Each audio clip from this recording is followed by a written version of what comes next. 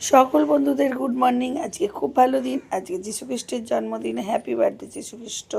তো তোমার এই জন্মদিনে আমরা অনেক অনেক আনন্দ করি, সকলে অনেক অনেক জায়গা বেড়াতে যাই। যে আমরাও যাব, আজকে চার্চে যাব। চার্চে যখন যাব তখন তোমাদের সঙ্গে শেয়ার করব।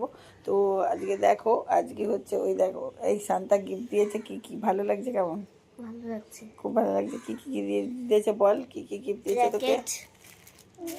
কক, সান্তা টুপি, ব্যাগ, আর হচ্ছে একটা ট্রি, আর এটা দিয়েছে মুন্নি। এটাও শান্তাই দিয়েছে।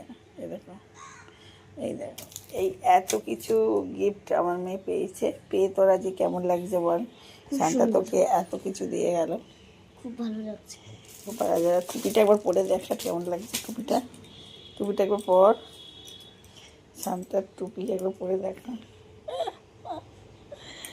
শান্তার টুপি পরছে দেখো, এই দেখো। হ্যাঁ, এই দেখো, পর ভালো করে টুপিটা।